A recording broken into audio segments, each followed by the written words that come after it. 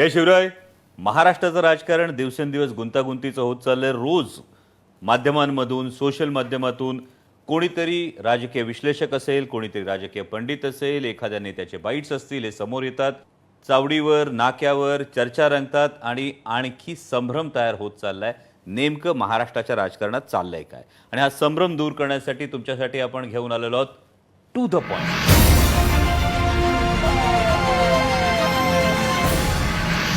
थेट ज्याला इंग्लिशमध्ये आपण म्हणतो राईट फ्रॉम हॉर्सेस माउथ, अशा पद्धतीच्या या मुलाखतीची सिरीज आपण सुरू करतो टू द पॉइंट या नावानं. तर आजच्या भागामध्ये स्वागत करूयात राष्ट्रवादी काँग्रेस पक्षामध्ये जी काही राजकीय घडामोड घडली, त्यानंतर अनेकांच्या मनात अनेक संभ्रम आहेत. हे संभ्रम दूर करण्यासाठी, मग ते कार्यकर्त्यांच्या मनातले असतील, ते मतदारांच्या मनात असतील, हे सगळे संभ्रम दूर करण्यासाठी आज थेट टू द पॉइंट आपण बोलणार आहोत राष्ट्रवादी काँग्रेस पक्षाचे प्रदेशाध्यक्ष आदरणीय जयंत पाटील साहेब यांच्याबरोबर. स्वागत आहे आपलं.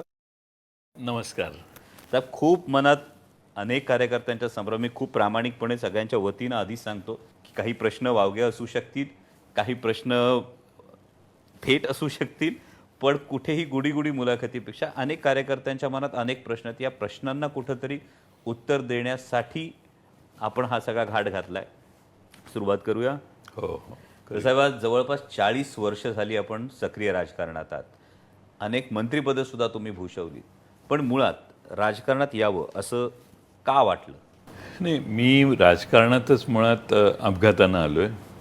मी अमेरिकेला VJTIमधून पासआउट केलं, इंजिनिअरिंग केलं, काही काळ थोडी नोकरी इथं केली, अमेरिकेला जाऊन शिकत होतो. माझ्या वडिलांचं निधन झालं आणि मग मला परत यावं लागलं. आणि मग आमच्या आईकडे बरेच लोक कार्यकर्ते आग्रहाने सांगत होती दोघांपैकी एका मुलाला द्या. मग मी काहीच करत नव्हतो, बेकार होतो. म्हणून माझी आई म्हटली की यांच्या सगळ्यांचं समाधान करायला काही महिने जा, तुला पटलं तर राहा, नाही तर मग बघू आपण. माझ्या वडिलांचं कामच प्रचंड आणि लोकांचा संपर्क एवढा प्रचंड होता, व्यक्तिगत संबंध एवढे होते की मी हळूहळू त्यात गुंतून गेलो. आणि मग तिथल्या स्थानिक संस्था आणि बाकीच्या गोष्टी हळूहळू जबाबदाऱ्या आल्या आणि त्यात मी कधी मिसळून गेलो हेच मला कळलं नाही. आज मतदारसंघात आमच्या वडिलांच्यावर आम्ही कधीच फिरलो नव्हतो, पण त्यांच्या निधनानंतर ज्यावेळी गेलो त्यावेळी लोकांनी उत्स्फूर्त स्वागत केलं. आणि आज ती लोकं, तीच माणसं, तोच भाग हा आता माझ्यासाठी ऊर्जा म्हणून काम करतं. जेव्हा मी परत त्यांच्यात जातो तेव्हा पुन्हा एक वेगळी ऊर्जा घेऊन बाहेर पडतो. आणि मला असं वाटतं की आपण दिवसभर काम केलं की संध्याकाळी निश्चिंतपणाने झोप येण्यासाठी चांगलं काम केलं पाहिजे. आणि या तत्त्वानं काम करत राहिल्यामुळं अडथळा आला नाही, लोक साथ देत गेली. आज जवळपास 1990पासून ही टर्म पूर्ण होईल त्यावेळी 35 वर्ष लोकांनी मला विधानसभेत सतत मोठ्या मताधिक्यानं पाठवण्याचं काम केलं.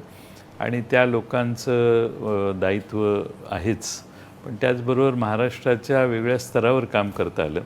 आणि महाराष्ट्रातल्या जवळपास सगळ्या प्रश्नांची जाण राज्याचा अर्थमंत्री म्हणून काम करताना विशेषत्वानं आली.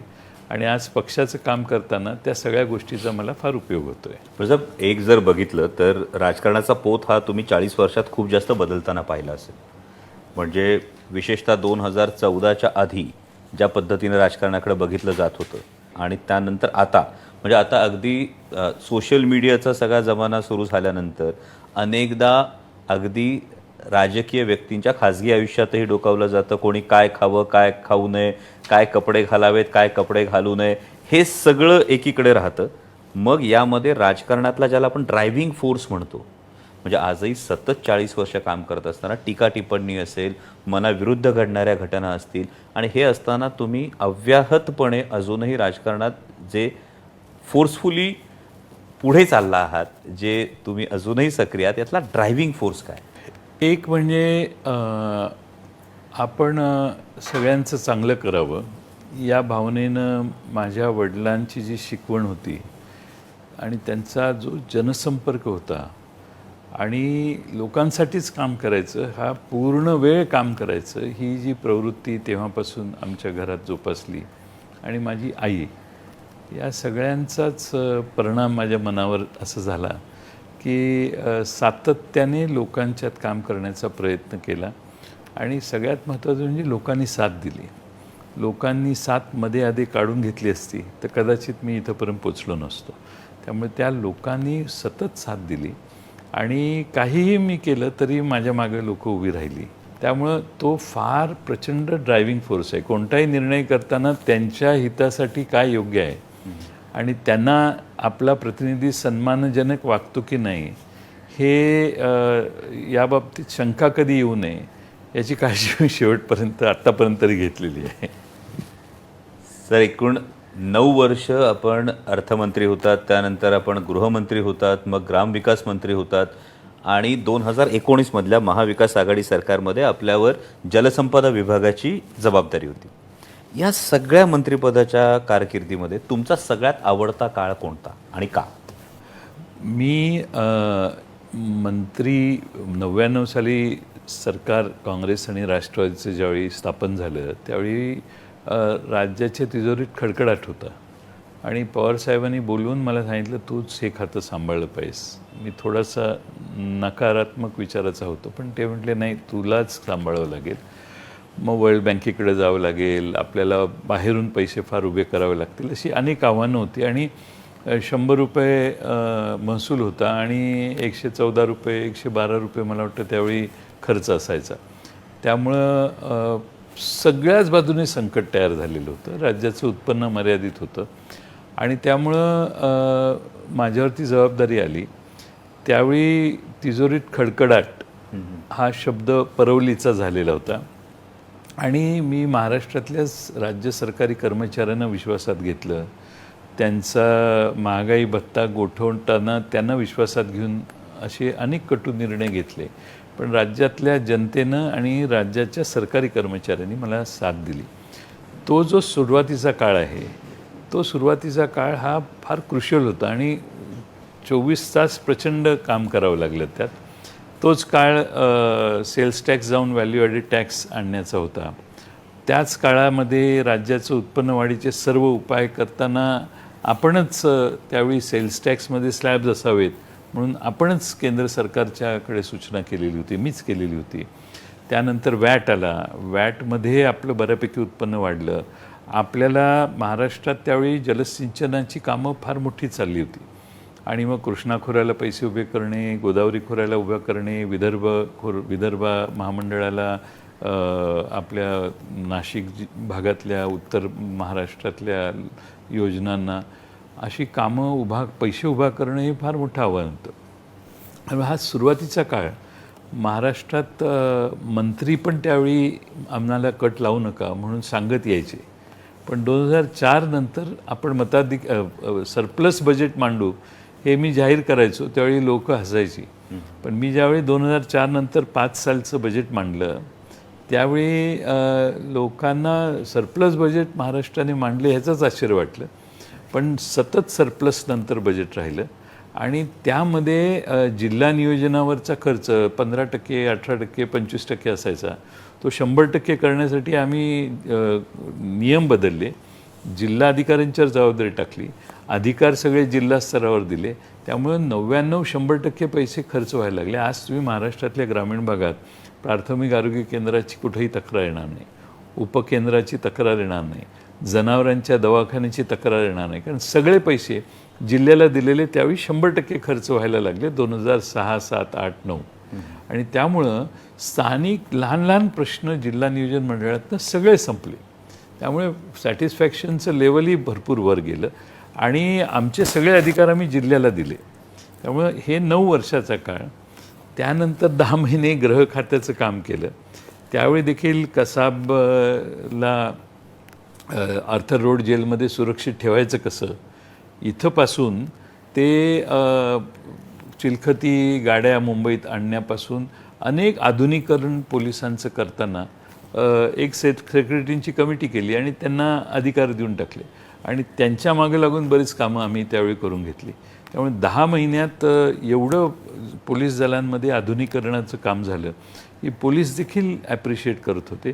एकच राहिलं पोलिसांच्यासाठी गृह निर्माण करण्याचं, त्याच्यात आम्ही लक्ष घातलेलं, पण परत निवडणुका झाल्या आणि त्या 10 महिन्याच्या काळात माझी अशी तीव्र इच्छा होती की ज्यांनी कसाब आणि गँगला मुंबईत पाठवलं, जे पाकिस्तानात आहेत, जे मास्टर माइंड म्हणून आहेत, त्यांच्यापर्यंत पोचायचा काय मार्ग काढता येईल. मी अगदी ATSच्या ऑफिसमध्ये जाऊन हेमंत करकरे हे ATSचे चीफ होते, त्यावेळी इतके नाराज होते ATSचे सगळे कर्मचारी. आणि त्याचवेळी मी तो जो मुंबईत अटॅक झाला त्याचे सगळे चौकशी किंवा इन्व्हेस्टिगेशन हे जॉईंट CP क्राईम राकेश मारे यांच्याकडे दिलेले, कारण मुंबईत झालं त्यांनी करावं असं माझं मत होतं.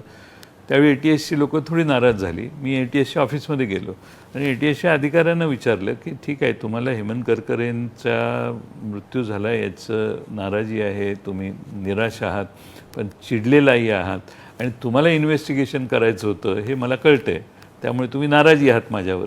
तर मग माझं तुम्हाला चॅलेंज आहे की एवढंच जर तुम्हाला हे असेल तर आपण जाऊन पाकिस्तानमध्ये घुसून काही करता येते का ह्याचा विचार करूया. आता त्यावेळी इंटरनॅशनल लॉ वेगळे आहेत हे मला माहीत होतं, पण त्यातही 3-4 तिथले जवान ATSचे अधिकारी म्हटले ठीक आहे, आम्ही पाकिस्तानात चिरायला तयार आहे. आणि त्यावेळी कन्सेप्ट अशी होती की एवढा मोठा हल्ला आपल्यावर झाला आणि आपण काहीच करू नये हे मलाही मान्य नव्हतं. आणि त्यावेळी काही रिटॅलिएशन म्हणून आपण त्यांच्या अगेन्स्ट काही करू शकतो का याचाही विचार आम्ही त्यावेळी काही प्रमाणात करायचा प्रयत्न करत होतो. पण नंतर विधानसभा झाल्या, मी एका आंतरराष्ट्रीय एजन्सीला देखील संपर्क साधलेला की आमची इच्छा आहे की ज्यांनी आम्हाला त्रास दिला त्यांना आम्हाला जाऊन त्रास द्यायचा. सर्जिकल स्ट्राईक टाईप, पण थोडंसं प्रिलिमिनरी स्टेज. म्हणजे माझा मनात हा राग होताच, सगळ्याच महाराष्ट्रातल्या लोकांच्या, मुंबईतल्या लोकांचा राग होता. त्यांनी घुसून मारलं तर आपण काय करणार ही हेच होती.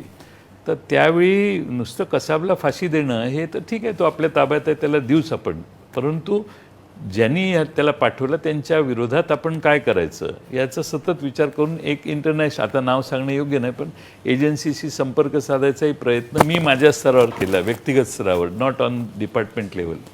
आणि माझी इच्छा होती की काहीतरी जॉईंट ऑपरेशन करणं हे आवश्यक आहे, कारण शेवटी भारतात शिरून इथं माणसं मारली ह्यांनी, त्याचं प्रायश्चित्त दिलं पाहिजे. त्यासाठी बराच हे केलं. पण त्यानंतर तुरुंगात कसाब होता, त्या कसाबला फाशीची शिक्षा होईपर्यंत आपले उज्ज्वल निकम वकील दिले.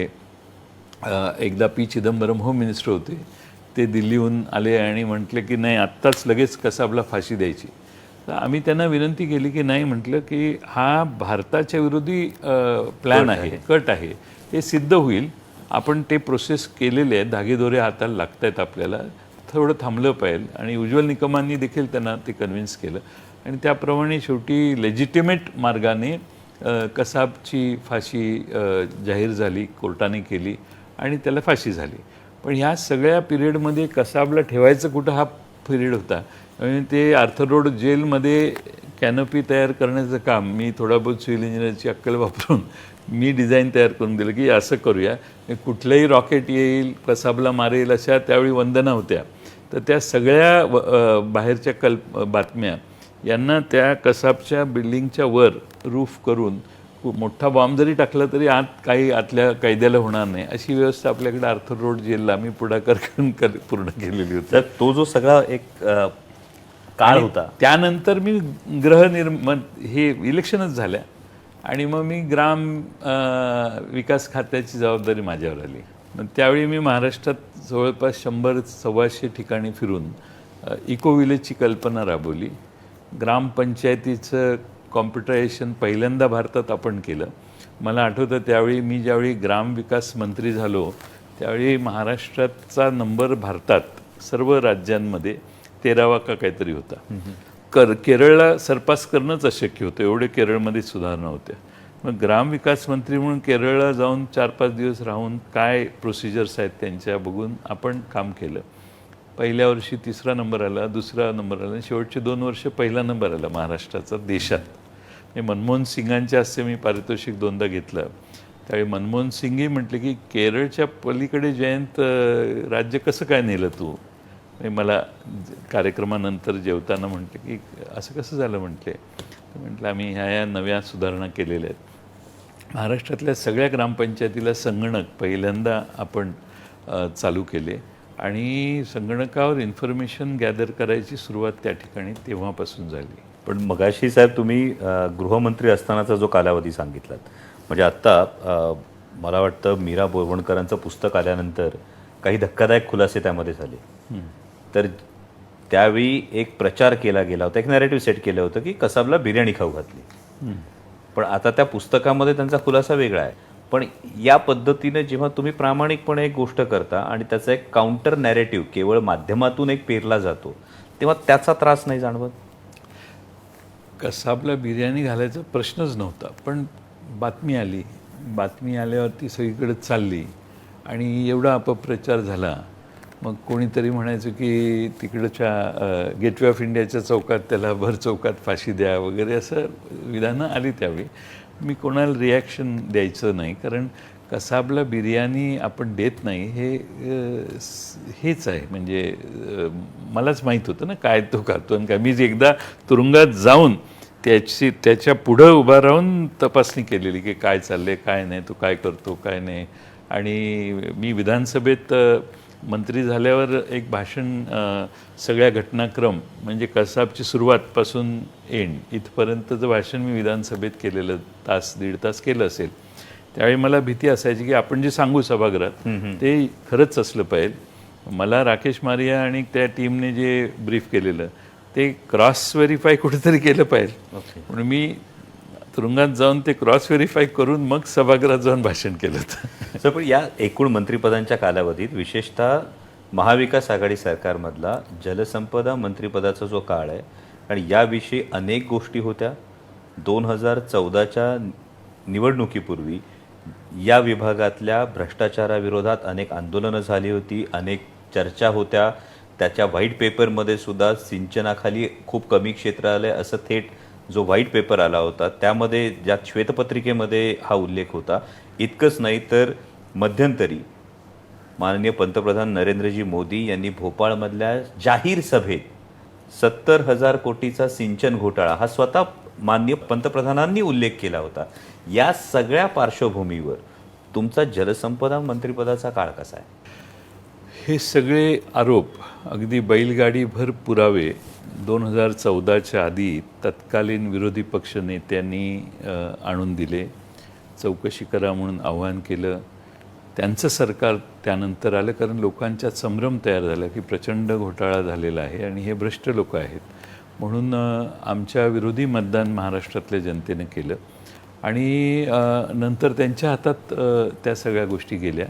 त्यांनी चौकशी करून याबद्दल निष्कर्षापर्यंत 5 वर्षात येणं काही अवघड नव्हतं. पण ते त्यांच्याकडून काम कधी झालेलं मला दिसलं नाही. आणि त्यानंतर मला जलसंपदा विभागाची ज्यावेळी जबाबदारी आली त्यावेळी मी कधी काम प्रोसिजर सोडून कधीच केलेलं नाही आहे. आणि त्यामुळं मला तसं काही जाणवलं नाही की फार मोठ्या काही गोष्टींची प्रॅक्टिस तिथं आहे म्हणून. आणि 2.5 वर्षाच्या काळात उलट काम करण्यासाठी फार मोठा वाव आहे. आता आपले विदर्भातली नदीजोड प्रकल्प एक आहे. पूर्व विदर्भातून म्हणजे गडचिरोली जिल्ह्यातून पाणी आणून अगदी बुलढाणा जिल्ह्यापर्यंत आणायचं असा आपला एक महत्त्वाकांक्षी प्रकल्पाला बरीच चालना देण्याचं काम मागच्या 2.5 वर्षात आम्ही केलं. नाशिक जिल्ह्यातले जे वळण बंधारे आहेत त्यांना प्रचंड गती देण्याचं काम केलं. प्रयत्न हा होता की आपल्या मराठवाड्यात जे पाणी कमी पडतं आहे ते तिखंड वाढून यावं. त्याचबरोबर मराठवाड्यात पूर्वीची गणितं थोडीशी रॉंग होती. त्याच्या तपशिलात जाऊन मी मराठवाड्यात अतिरिक्त 19 TMC पाणी मध्य मराठवाड्यात उपलब्ध जादा आहे हे सिद्ध केलं.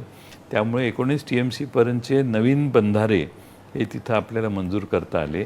आणि नांदेडच्या भागात पण पुन्हा 44 TMC पाणी अतिरिक्त आहे हे आम्ही कागदपत्री सिद्ध करू शकलो. त्यामुळे मराठवाड्यात नवीन प्रकल्प घेण्याचा मार्ग मी 2.5 वर्षाच्या काळात खुला केला असं मी म्हणेन आमच्या सरकारने. आणि आज मराठवाड्यातलं पाण्याची तूट जी आहे ती भरून काढायला नाशिक जिल्ह्यातले, नगर जिल्ह्यातले वळण बंधारे यांची अनेक सर्वेक्षणं चालू करून आपण त्याला गती दिली आहे. मला खात्री आहे की पुढच्या 4-5 वर्षात फार मोठ्या प्रमाणात पाणी 20, 25, 30 TMC पाणी तर सहजगत्या मराठवाड्यात येईल.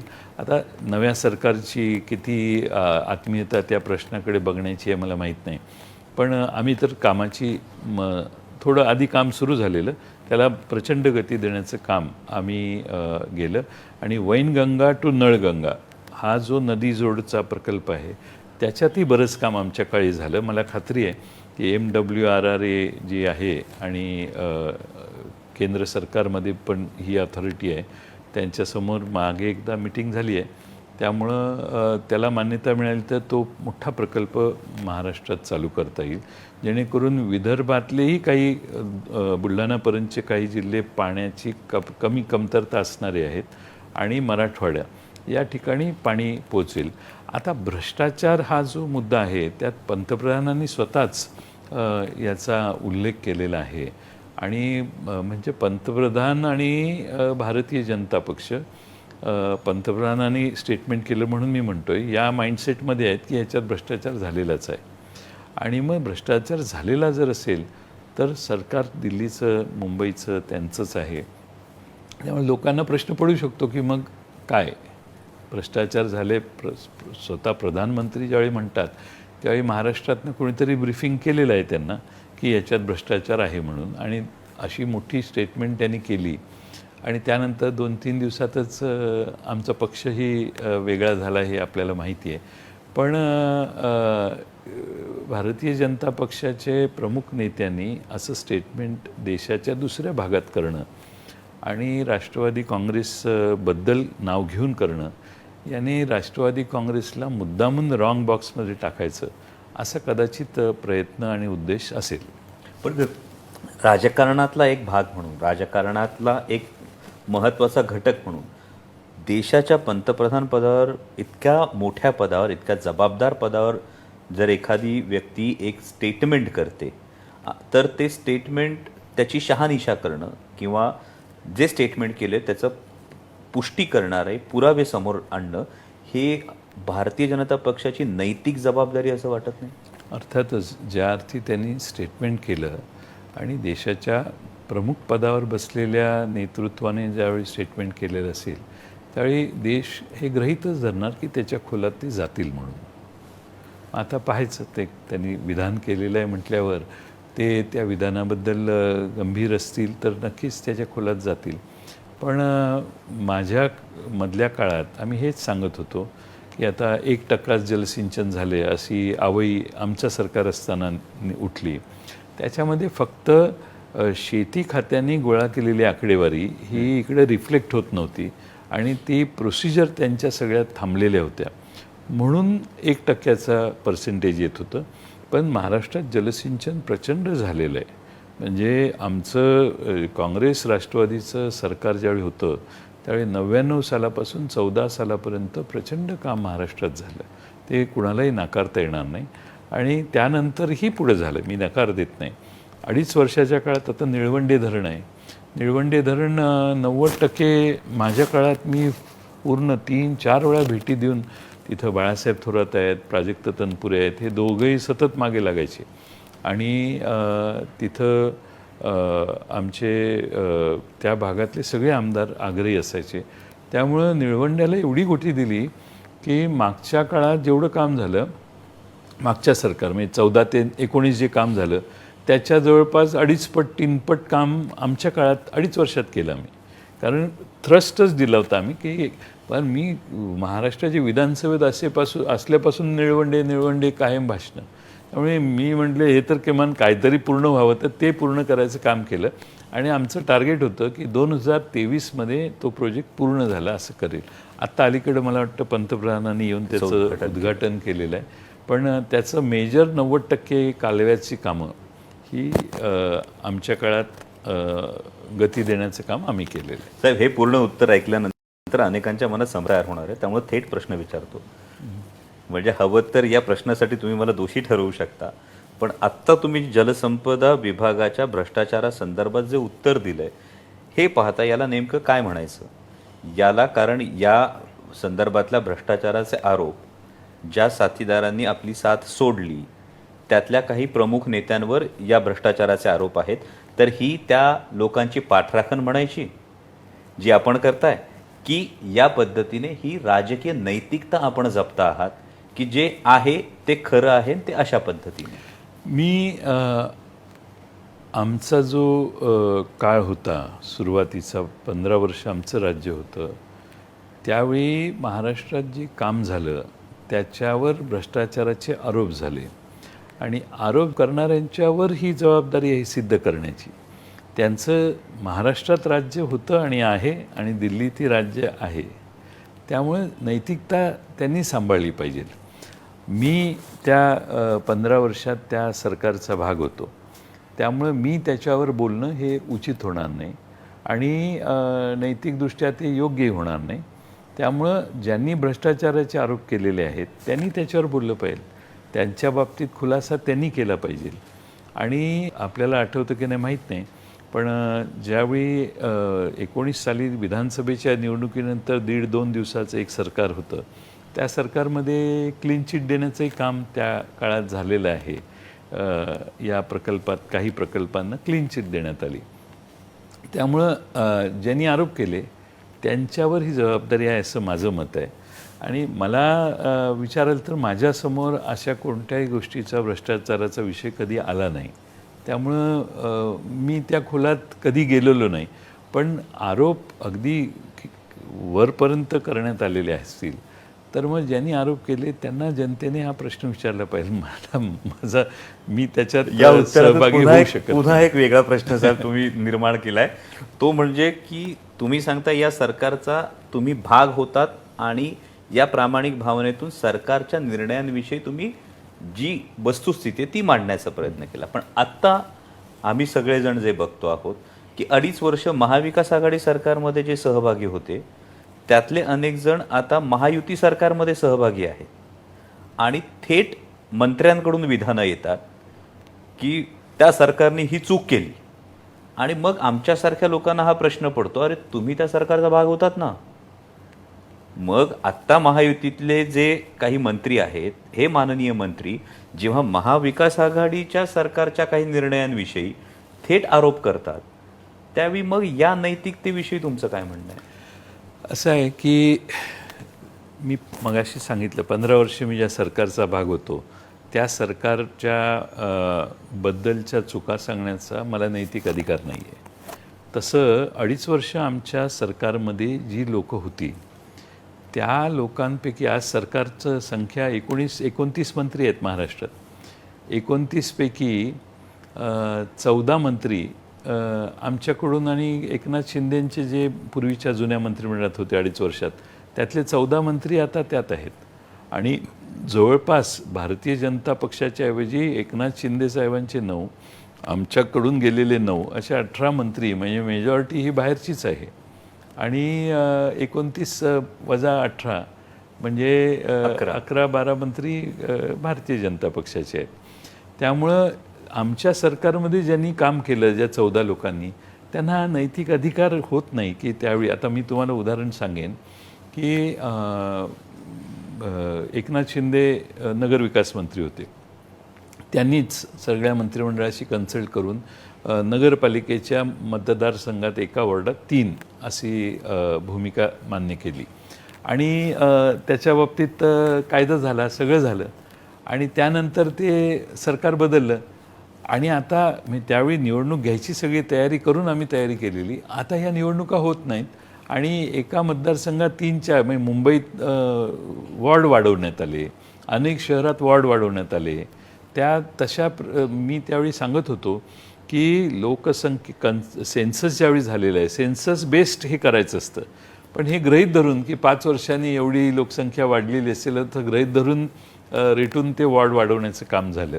त्यावेळी मी सांगत होतो की हे नॉट राईट, बेस एक काहीतरी धरला पाहिला, पण ॲडॉक काहीतरी एवढी लोकसंख्या राज्याची वाढली असेल असं गृहीत धरता येणार नाही.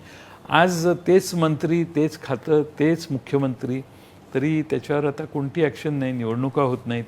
म्हणजे आपण त्या सरकारमध्ये मागच्या जे होतो, उद्धव ठाकरेंनी कोविडच्या काळात अतिशय चांगलं काम केलं आणि देशात सगळ्यात आदर्श काम महाराष्ट्रात झालं. कोविडच्या काळात चांगलं काम झालं. उलट आमचं सरकार होतं आणि 3 पक्षाचं सरकार जरी असलं तरी केंद्र सरकारचं सहकार्य आम्हाला नव्हतं मिळायचं.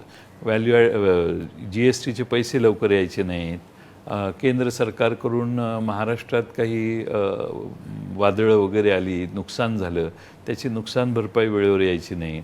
असे बरेच अडथळे आम्हाला केंद्र सरकारने दिले, तरी सरकार व्यवस्थित चालवण्याचं काम आमच्या सगळ्या लोकांनी केलं आणि लोकांच्या पसंतीला उतरत होतं सरकार. त्यावेळीच काही लोक बाजूला गेली, काही वेगळ्या कारणानं गेली. त्यामुळे ते सरकार 2.5 वर्षाचं पडलं. पण त्यातनंच जे बाहेर येऊन नवीन सरकार झालं ते त्या सरकारला दोष देतात, हे नैतिकतेला धरून नाही. लोकांनाही मला खात्री आहे ते पटत नसेल. मग आपण यामध्ये जो उल्लेख केला तो स्थानिक स्वराज्य संस्थांच्या निवडणुकांचा एक उल्लेख केला. म्हणजे आज आपण बघतो आहोत की नवीन सरकार येऊन जवळपास 1.5 वर्ष होत आलं आणि तरीसुद्धा जिल्हा परिषदा असतील, नगरपालिका असतील, महानगरपालिका असतील, इथे सगळीकडे प्रशासक आहे. तर मग हे पंचायत राज पद्धत जी महत्त्वाची आहे, या पंचायत राज पद्धतीचंच आकुंचन होत आहे. हो, म्हणजे आपल्या घटनेची तरतूदच आहे की दर 5 वर्षांनी ग्रामपंचायती, जिल्हा परिषद, पंचायत समिती, नगरपालिका, महापालिका याच्या निवडणुका झाल्याच पाहिजेत. आज घटनेची पायमल्ली झालेली आहे आणि मला आश्चर्य वाटतं की बऱ्याच वेळेला कोर्टाकडे गेल्यावर कोर्टही याची काळजी घेत नाही आहे. सुप्रीम कोर्टापर्यंतही कोर्ट असं म्हणत नाही की अरे घटना काय चालली आहे, काय नाही. आता OBCचं राजकीय आरक्षण जे आहे त्याच्याविषयी विनाकारण अनावश्यक असे वाद तयार करण्यात आले. बरेच गोष्टी त्या मधल्या काळात झाल्या आणि ती कारणं दाखवून निवडणुकाच घ्यायच्या नाहीत असं प्रयत्न सत्तारूढ पक्षाकडून होतोय आणि पूर्ण लोकशाहीची म्हणजे पूर्ण उखडून काढली लोकशाही महाराष्ट्रात असं मी म्हणेन. आणि घटनेचा तर पूर्णपणाने मर्डरच झालेला आहे याच्यात. मग हे सरकार ज्यांच्याकडे एवढी मोठी आमदारांची संख्या आहे, सर्वसामान्य जनतेचं हे मत आहे. अनेक जिल्हा परिषदेमध्ये जाण्यासाठी इच्छुक लोक आहेत, पंचायत समितीमध्ये जाण्यासाठी इच्छुक लोक आहेत. तिथला विकास निधी हा तिथल्या लोकप्रतिनिधींच्या म्हणण्यानुसार झाला पाहिजे असं वाटणारे लोक आहेत. तर एवढी आमदारांची संख्या असून सुद्धा हे सरकार स्थानिक स्वराज्य संस्थांच्या निवडणुका घ्यायला घाबरतंय असंच मला वाटतं. घाबरतंय आणि पालकमंत्र्याच्या हातात एक सगळेच अधिकार देण्याची इनडायरेक्ट ही व्यवस्था आहे. कारण स्थानिक स्वराज्य संस्थातून निवडून आलेले DPDCवर येतात. DPDCत मग ठराव करावा लागतो, ट्रान्सपरन्सी वाढते. आता ॲडव्होकेझम सुरू झालेलं आहे की पालकमंत्री म्हणेल ती पूर्व दिशा, इकडचा रस्ता करा, तिकडचा रस्ता करा. फार तर त्यांच्यावर प्रेशर DPDCत सहभागी असणाऱ्या आमदारांचं. पण खालचे जिल्ह्यात ज्यांचे प्रश्न खरे मुळात सोडवण्यात जास्त आग्रह असतो तो वर्गच आता DPDCत बसत नाही, जिल्हा नियोजन मंडळात. त्यामुळं आता पालकमंत्री हे आता मालक झालेले आहेत. म्हणजे या ठिकाणी पालकमंत्रीच्या ऐवजी मालकमंत्री असं म्हणायला हरकत नाही. हां, असं कधी असतं का? त्यामुळं जिल्हा नियोजन मंडळात किमान जुने जे होते सदस्य त्यांना कंटिन्यू करा. ठीक आहे, त्यांची मुदत संपली इथपर्यंत ठीक आहे, मग त्यांना कॉप्ट करा, काहीतरी करा. पण ट्रान्सपरन्सीच आता राहिलेली नाही आणि लोक कोणी बोलत नाहीत, लोक कोणी त्याच्यावर आवाज उठवत नाहीत आणि ट्रान्सपरन्सीची ऐशी तैशी झालेली आहे. प्रत्येक जिल्ह्यात जाऊन कानोसा घेऊन बघा काय चाललेलं आहे. जिल्हा नियोजन मंडळामध्ये काही चांगले मंत्री आहेत, पण काही लोकांच्याकडे त्या जिल्हा नियोजन मंडळातूनच टक्केवारी सुरू झालेली आहे. हे फार गंभीर आहे. असं कधीच महाराष्ट्रात नव्हतं. म्हणजे हा माझा वैयक्तिक अनुभव आहे साहेब. म्हणजे पुणे जिल्हा नियोजनासाठी जवळपास 2 वर्ष ही जी लोकप्रतिनिधी म्हणून जी कामं येतात ही कामं पालकमंत्र्यांकडे दिल्यानंतर आज 2 वर्ष झालीत, ही कामं मंजूर होत नाहीत. आणि असं असताना ठराविक पक्षाच्या कार्यकर्त्यांना कामं दिली जातात आणि मग हा मनात प्रश्न निर्माण होतो. मग लोकनियुक्त प्रतिनिधी एका बाजूला राहतात आणि ठराविक पक्षाच्या कार्यकर्त्यांना थेट कामं दिली जातात. जर असं व्हायला लागलं तर हे एकूण व्यवस्थेवरचाच विश्वास लोकांचा उडायला लागेल. हो, लोकांचा उडायला लागेल हे तुम्ही फार मॉडरेट विधान केलं. लोकांचा विश्वासच कमी झालेला आहे आता. आणि सगळे हे गृहीत धरतात की यानं काम आणलं तर ह्याचा कॉन्ट्रॅक्टर ह्यानेच ठरवायचा आणि याचं शेअरिंग यानेच करायचं. मध्ये मी मुलुंडच्या भागातल्या एका कॉन्ट्रॅक्टर एका ठिकाणी कार्यक्रमात त्याच्या पत्नी आमच्या पक्षाच्या कार्यकर्त्या आहेत म्हणून सहज विचारलं तर त्याने सांगितलं, साहेब विचारू नका, बिलिंगच्या आधी आम्हाला 20% खर्च करावे लागतात, बिलाच्या नंतर 20% खर्च करावे लागतात, 40%चा कट असतो म्हटले. मी डोक्यालाच हात लावला. म्हणजे ह्या शहरातल्या कामांच्यासाठी. म्हणजे हे खरं का खोटं पण लोक बोलायला लागलेली आहेत. आणि जर एवढ्या प्रचंड प्रमाणात पैसे काढायचं काम वेगवेगळ्या स्तरावर होत असेल तर सामान्य लोक फार नाराज असतात आणि मग लोक म्हणतात जाऊ दे, कशाला आपलं काम करू, विषय संपू. त्यामुळं तुमच्यासारखे लोकप्रतिनिधी हे लोकसभेत उत्तम कामगिरी करतात. लोकांच्यात जाऊन लोकांचे प्रश्न, मी तुमची भाषणं इतक्या वेळा बघितलेली आहेत, एवढं उत्तम वक्तृत्व, इतके उत्तम प्रश्न, बैलगाडा प्रश्न तुमच्या भागातला तुम्ही मांडला, त्याला न्याय तुम्हीच मिळवून दिला. तुमच्या भागात एवढी प्रचंड लोक बैलगाड्यासाठी हे आहेत, वेडे होतात लोक, त्याला न्याय कुणी दिला? तुम्ही दिला. मला आजही तो क्षण आठवतो, तुम्ही बैलगाड्याच्या घोड्यावर उभं राहून बैलगाडा शर्यतीची सुरुवात करून दिली. तर अशी कामं तुमच्यासारख्यांनी केली तर तुम्ही परत ज्यावेळी मतदारसंघात येतात त्यावेळी तुम्ही सुचवलेली कामं ही कोणीतरी दुसरीच लोक करतात आणि तुम्ही सुचवलेल्या कामांना न्याय मिळत नाही. आता उदाहरणार्थ तुमच्याकडे तुम्ही चाकण वगैरे परिसरातल्या ट्रॅफिकसाठी मोठं काम केलं. बरोबर. मला वाटत नाही की कुठल्याही राज्यातल्या खासदारांनी एवढं ट्रॅफिक कंजेशन सुटावं म्हणून प्लॅन करणं, हे करणं. त्यासाठी मला आठवतं आपलं सरकार 2.5 वर्ष होतं त्यावेळी बरीच मेहनत तुम्ही घेतली आणि प्रचंड त्यात काम झालं. तर हे असं काम करताना बाकीच्या सगळ्या गोष्टींकडे आपण कधी बघतही नाही. आज त्या संदर्भात साहेब अशी अडचण आहे की एक उदाहरण द्यायचं झालं तर शिरूर लोकसभा मतदारसंघामध्ये नॅशनल हायवेच्या माध्यमातून तब्बल 30,000 कोटी रुपयाचा निधी आला आहे. पण NHAI आणि महाराष्ट्राचे मुख्यमंत्री यांची GST एक्झेम्पशनसाठी एक बैठक होणं बाकी आहे आणि ही बैठक होत नाही आहे.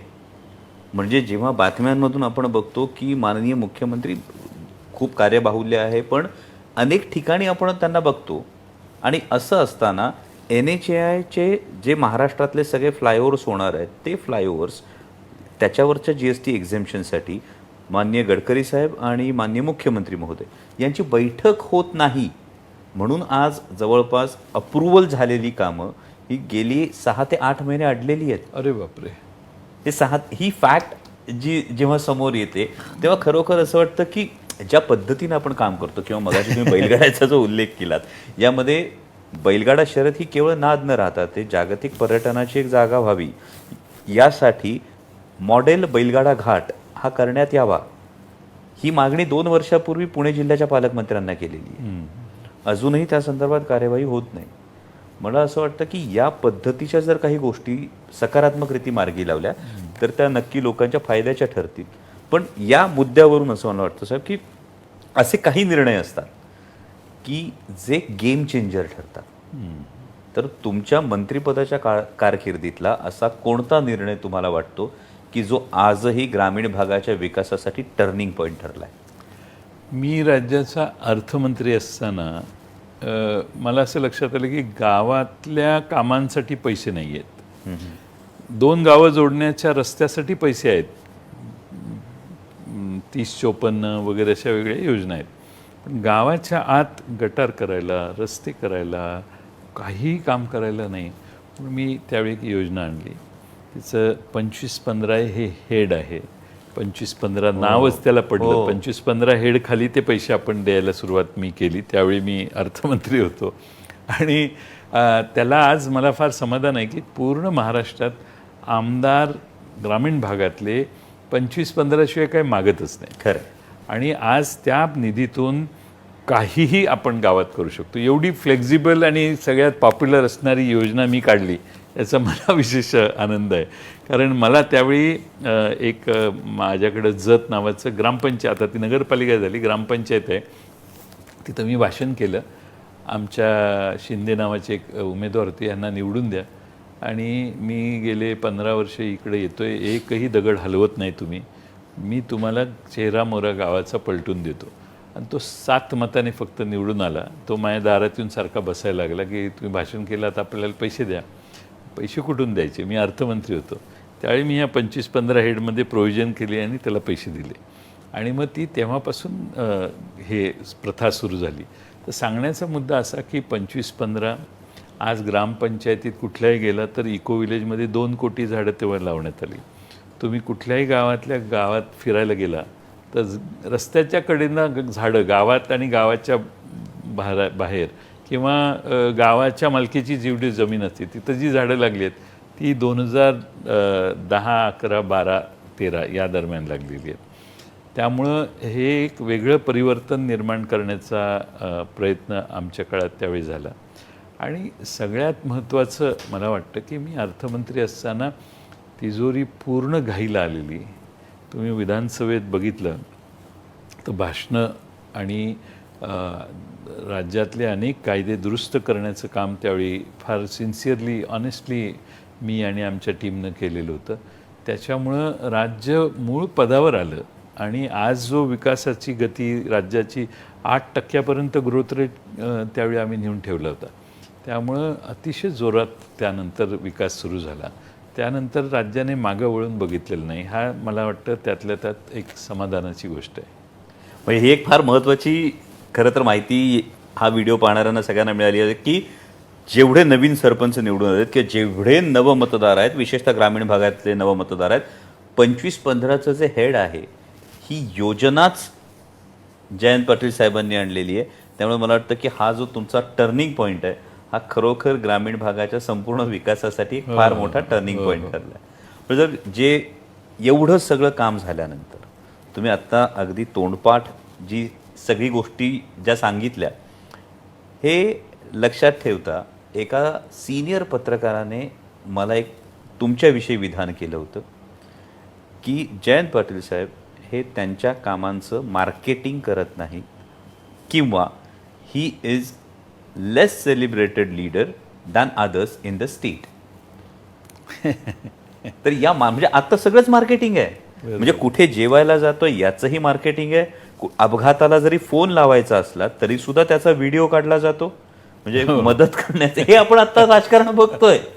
मग हे करत असताना हे जेवढं तुम्ही केलं तर या प्रसिद्धीपासून दूर राहण्याचा का हा तुमच्यावर हे नाही, मला असं वाटतं की मी सिन्सिअरली, ऑनेस्टली काम केलं आणि शेवटी पक्षाचा मंत्री ज्यावेळी काम करतो त्यावेळी पक्षाने मार्केटिंग करण्याचं काम जर केलं तर पक्षाला त्याचं श्रेय जास्त मिळू शकतं. पण ते त्या काळात झालं नाही आणि त्याची मलाही खंत आहे. जाणीवपूर्वक झालं नसेल, कशामुळे झालं मला माहीत नाही. पण मला मी इथं फक्त एक हे करतो की जेव्हा तुम्ही व्हीलचेअरवर तुमचा अपघात झाला होता आणि राज्याचा अर्थसंकल्प सादर करण्यासाठी आपण व्हीलचेअरवर विधान भवनात गेला होतात, मला वाटतं ही गोष्ट जर आत्ताच्या काळात झाली असती तर त्याची ती इतकी मोठी न्यूज झाली असती. पण हे घडलं नाही. मी बेंगलोरला गेलेलो त्यावेळी अपघात झाला. अपघात झाल्या मला आठवतं सगळ्यात पहिल्यांदा मला भेटायला कोण आले असतील तर छगन भुजबळ साहेब आले आणि त्यांनी माझे पाय तुटलेले आहेत, मी पूर्ण आता परत येणार मागं का नाही हे माहीत नव्हतं. त्यावेळी छगन भुजबळ साहेब मला म्हटले तुलाच अर्थसंकल्प मांडायचा, लवकर बरा हो. आणि एकदम ह्याने आणि त्यानंतर मलाही इतका दोन्ही पाय माझे तुटलेले होते त्यामुळं it was impossible for anybody to think about it. पण त्याने मला दम देऊन सांगितलं माझ्या बायकोला मला यालाच मांडायचं आहे, लवकर बरा हो, आणि त्या नेहमीच्या स्टाईलने. तर मी याने मुंबईला आलो. मुंबईला परत सेकंड ऑपरेशन झालं आणि व्हीलचेअरवर गेलो आणि व्हीलचेअरवर अर्थसंकल्प मांडला. त्या सगळ्याला त्या काळात मीडियाने त्याची नोंद घेतलेली होती. पण तो काळ म्हणजे आपण 2000 सालचं म्हणतो, आज 23 वर्षापूर्वी. पण फार त्यानंतर फार जाहिराती आम्ही कधी केल्या नाहीत. आता अलीकडं काय झालं आहे, मी बघतोय की काम करायच्या आधी जाहिरात होते. मी कामाच्या बजेटच्या आधी जाहिरातीचं बजेट ठरत असावं अशी माझी शंका आहे. केंद्र सरकारने तर 1000 कोटी रुपये बजेटला खर्च, बजेटरी प्रोव्हिजन आहे का महाराष्ट्रात पण तेवढीच प्रोव्हिजन आहे जवळपास. आणि प्रचंड पैसे महाराष्ट्रात जाहिरातीवर खर्च होतात आणि दिसेल त्या ठिकाणी. महाराष्ट्रात आता दुसरे कुठले चेहरे दाखवणे बंद झालेले आहेत. 1-2-4 चेहरेच सगळ्यांना दिसतात. त्यामुळं जाहिराती प्रचंड आहेत. काम नाही झालं तर चालेल, पण जाहिरात झाली पाहिजे. हे कधी होतं, ज्यावेळी सरकारमध्ये बसलेल्यांचा आत्मविश्वास कमी होतो त्यावेळी अशा गोष्टी दिसायला लागतात. ज्यावेळी आपल्याला आत्मविश्वास आहे की आपण जे काम करतो ते लोकांपर्यंत पोचतं आहे, त्यावेळी जाहिराती करण्याच्या भानगडीत लोक पडत नाहीत. तर मला असं आठवतं की 2004च्या आधी अटल बिहारी वाजपेयी साहेबांचं सरकार होतं. इंडिया शायनिंगच्या एवढ्या जाहिराती झाल्या आणि सगळ्यांना वाटलं की अटल बिहारी वाजपेयीच निवडून येणार परत.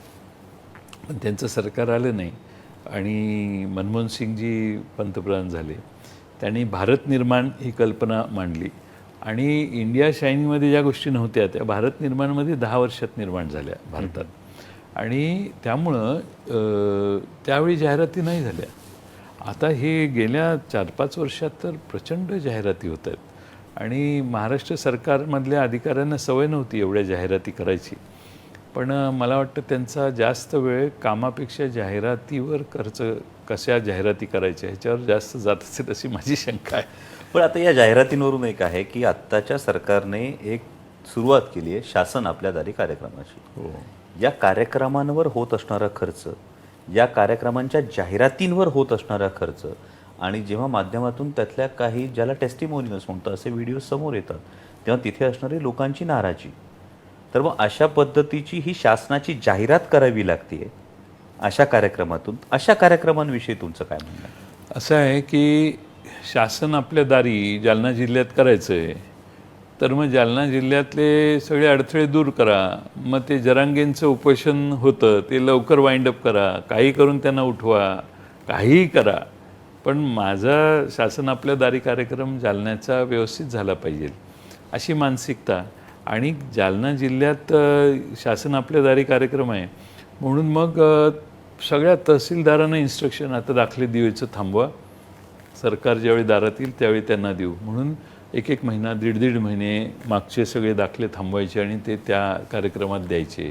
असाही अन्याय लोकांच्यावर होतो. आणि त्या ठिकाणी शासन आपल्या दारी खर्च किती, 2-2, 3-3, 5-5 कोटी रुपये खर्च करायचा. लोकांना बोलवायचं, लोक येत नसले तर मग त्या अंगणवाडीच्या आमच्या भगिनी सगळ्या आणायच्या आणि बसवायच्या, सरकारी कर्मचारी बसवायचे आणि मग सगळ्यांनी भाषणं द्यायची.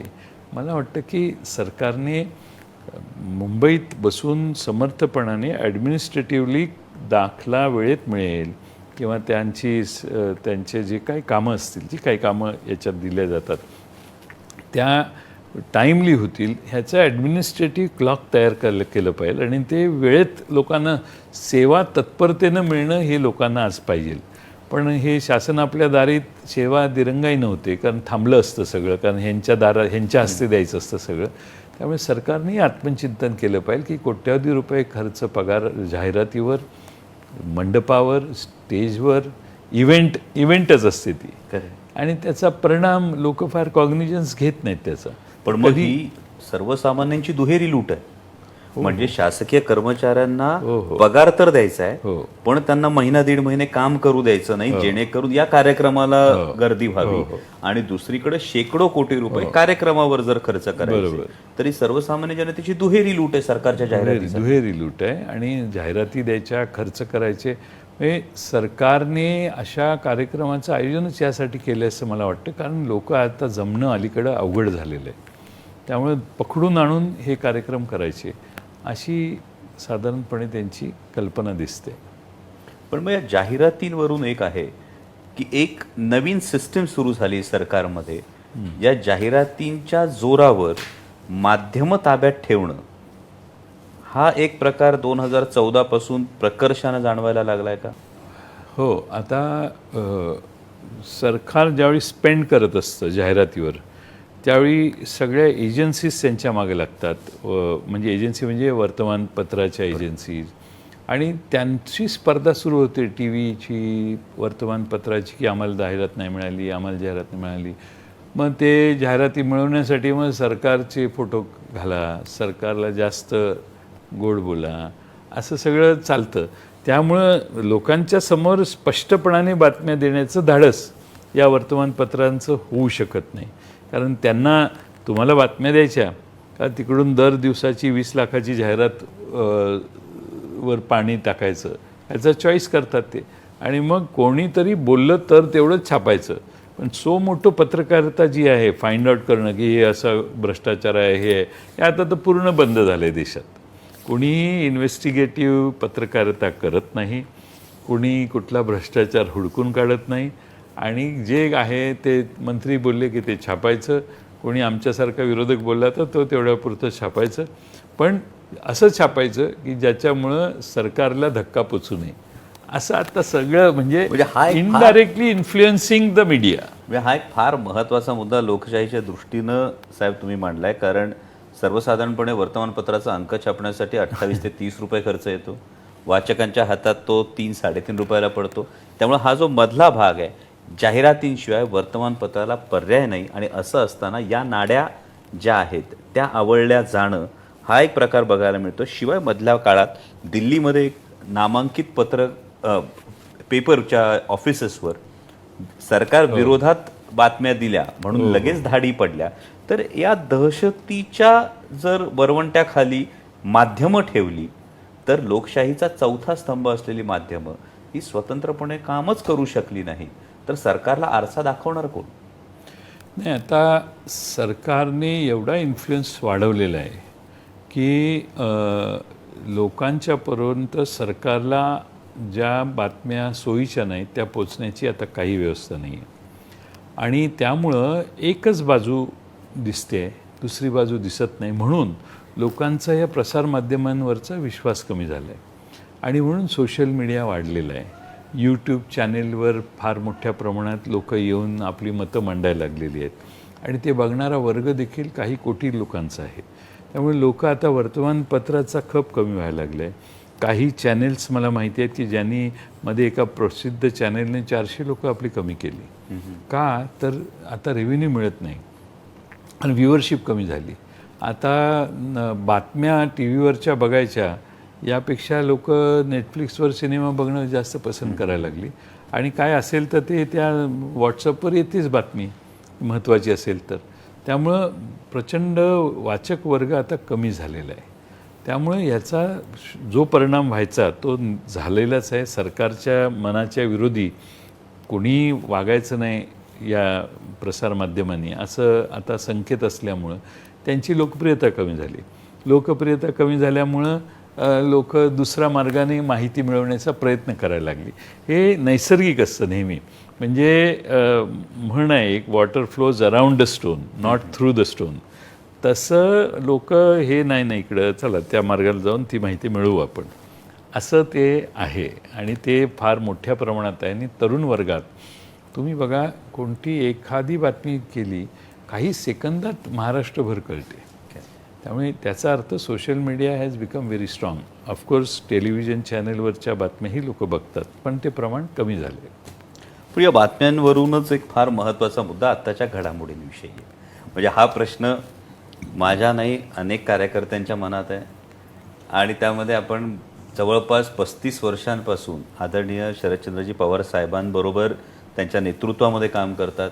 अनेक जण पवार साहेबांना वेगवेगळी विशेषणं देत असतात. विशेषतः आता तर तुम्ही ज्या सोशल मीडियाचा उल्लेख केला, या सोशल मीडियावर काही असे चॅनल्स तयार करण्यात आलेले ज्या चॅनल्सवरून कायम पवार साहेबांविषयी एक संभ्रमाचं वातावरण तयार होईल किंवा वाटेल तसे त्यांच्यावर आरोप केले जातील अशा पद्धतीची एक ज्याला आपण कदाचित प्रचार यंत्रणा म्हणू शकतो अशी राबवली जाते. मग पवारसाहेब कधी काय करतील याचा नेम नाही असं कायम म्हटलं जातं. याविषयी आपल्याला काय वाटतं? मी एक बघितलं, आता मी इतके वर्ष पवारसाहेबांच्या जवळ काम करण्याची मला संधी मिळालेली आहे. म्हणजे राईट फ्रॉम 1990 88 87 88पासून आम्ही जवळून पाहिलं त्यांना. विधानमंडळात 90 सालानंतर मी आलो आणि 95 नंतर अधिक मी त्यांच्याजवळ गेलो. त्यावेळी मला असं लक्षात येतं की पवारसाहेब हे फार सेन्सिटिव्ह नेते आहेत. काहीही महाराष्ट्रात झालं तर पहिल्यांदा तिथं पोचलं पाहिजे ही त्यांची भावना असते. मग भूकंप झाला, आपल्याला माहिती आहे मुख्यमंत्री असताना त्यांना काही जायची गरज नव्हती, पण ते कोणी पोचायच्या आधी पहाटे तिथं सकाळी विमान घेऊन पोचले लातूरला. तसं मधल्या काळात आम्ही विरोधी पक्षात होतो.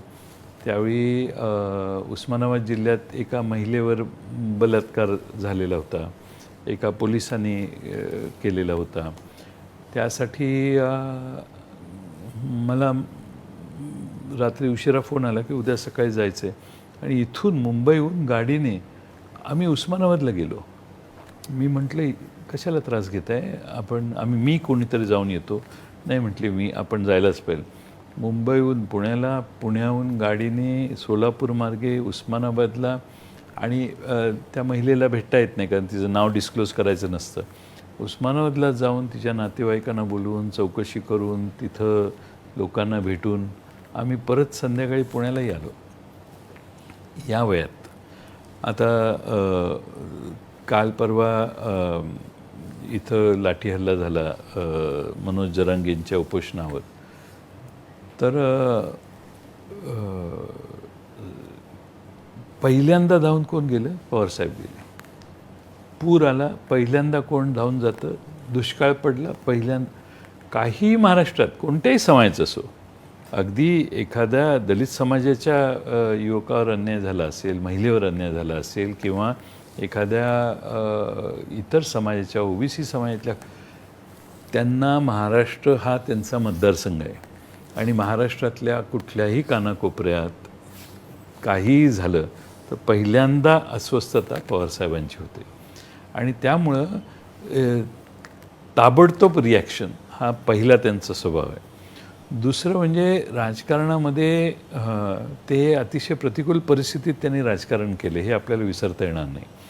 की ज्यावेळी 84 साली 78 सालापासून ज्यांनी काँग्रेस सोडल्यानंतर विरोधी पक्षात जवळपास 87-88 सालापर्यंत ते होते.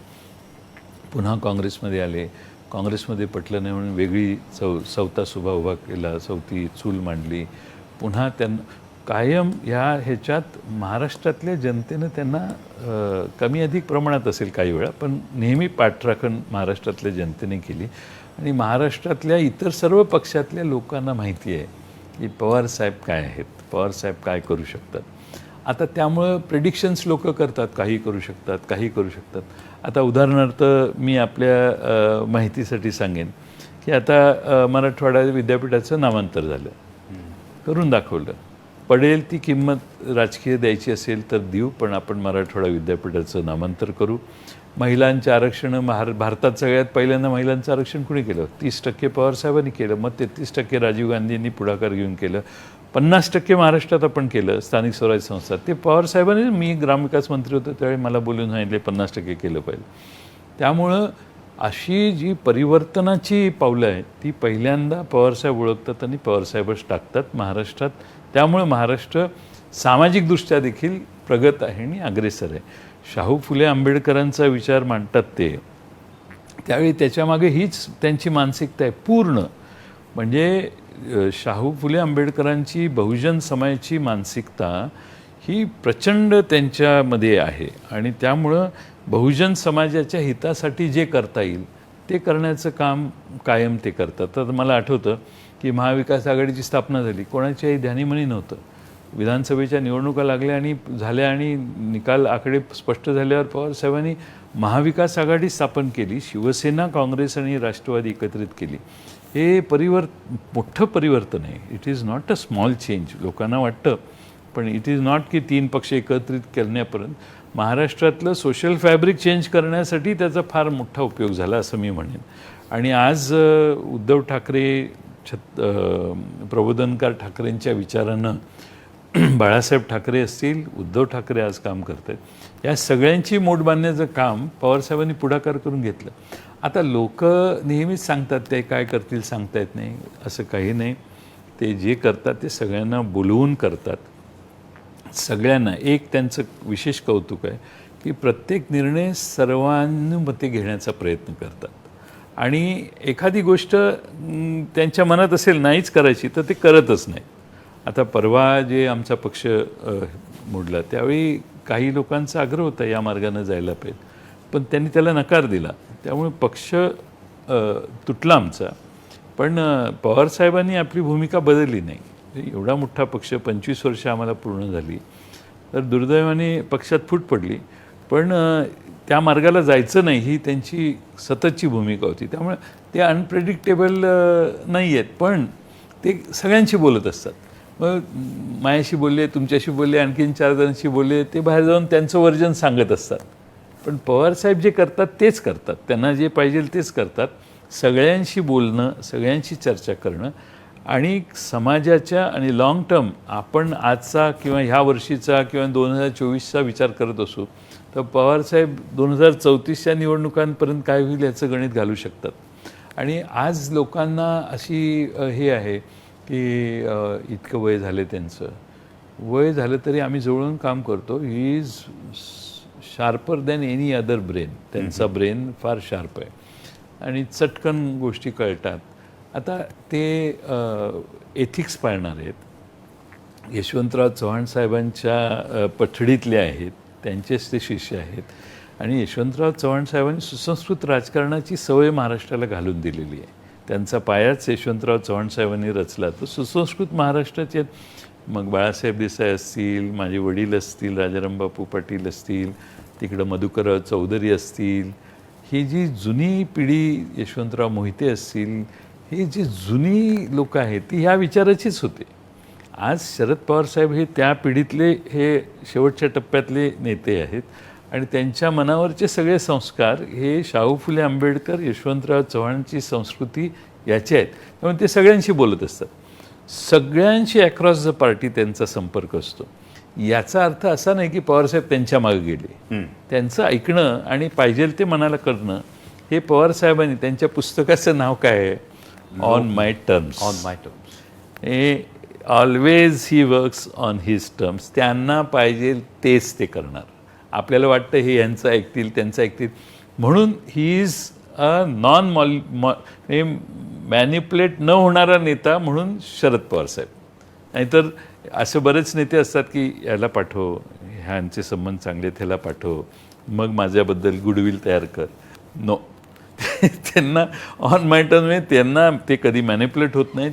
कुणी त्यांना मॅनिप्युलेट करू शकत नाही. कितीही दबाव आणला, त्यांचा मत नसेल तर नाही. त्यामुळं मी आता अलीकडे मागच्या 5-6 वर्षात विनोदाने सांगतो की पवारसाहेब मला जेवढे कळले ते कुणाला कळले नाहीत.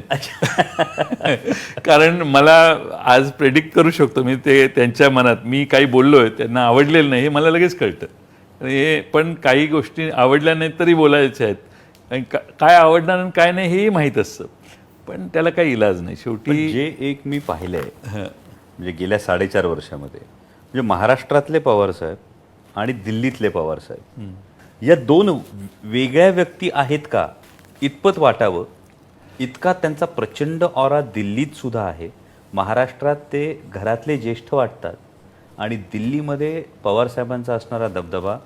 आत्ताचं जे इंडिया आघाडी जी झाली आहे त्या दिवशी मला दिल्लीतल्या एका पत्रकाराने हाच मुद्दा मांडला. मला म्हणाले की तुमचे पवारसाहेब हे या इंडिया आघाडीचं मुख्य चुंबक आहेत. तर मग हे कारण आहे का की पवारसाहेब इंडिया आघाडीचा मुख्य चुंबक असणं, अक्रॉस ऑल पार्टी एक डायलॉग करण्याची ही क्षमता असणं, म्हणून राष्ट्रवादी काँग्रेस पक्षावर दबाव आणून काही जणांना वेगळी भूमिका घ्यायला भाग पाडली, असं घडलं असं वाटतं तुम्हाला? शक्यता आहे जास्त ती. कारण मी बघितलं इंडियाची इथेही मिटिंग झाली, राहुल गांधींपासून सगळे नेते आलेले, तर पवार साहेबांना जवळपास सगळेच मानतात, रिस्पेक्ट देतात. आणि पवारसाहेबांची हातोटी ही आहे की प्रत्येकाशी व्यक्तिगत संबंध पवारसाहेबांचे आहेत. म्हणजे अगदी आपल्या पश्चिम बंगालच्या मुख्यमंत्री असतील त्यांचे अत्यंत जिव्हाळ्याचे आणि मुलीसारखे संबंध आहेत. त्यामुळं सगळ्यांना ते एकत्रित करू शकतात. त्यामुळे पवारसाहेब हे या सगळ्या इंडियाच्या आघाडीचे केंद्रबिंदू आहेत असं मला वाटतं. लोक त्यांच्या संपर्कात राहतात. पण आता याच्यात सगळ्यात मोठा पक्ष काँग्रेस आहे. राहुल गांधींचाही मेजर रोल याच्यात आहे. आणि मला असं दिसतंय की राहुल गांधी आणि काँग्रेस हे थोडीशी पडती भूमिका घेऊन सगळ्यांना एकत्रित करण्याच्या प्रयत्नात दिसत आहेत. त्यामुळे मला खात्री आहे की इंडियाचं यश हे बऱ्यापैकी ते निर्माण करू शकतील. पण शेवटी बरेच गोष्टी आहेत, अजून बरंच पाणी पुलाखालून जायचं आहे.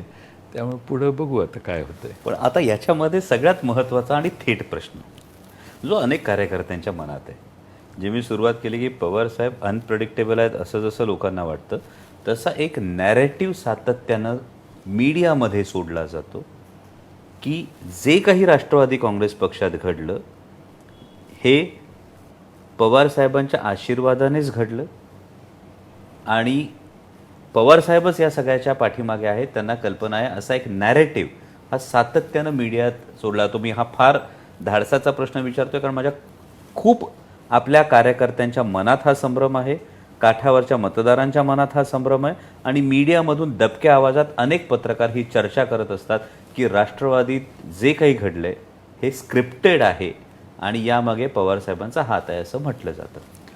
एक मी त्याचं साक्षीदार आहे की आपल्याला या मार्गाने गेलं पाहिजे असा आग्रह करणारा एक नेत्यांचा समूह ग्रुप आमच्या पक्षात होता आणि त्यांचा तो सतत आग्रह असायचा.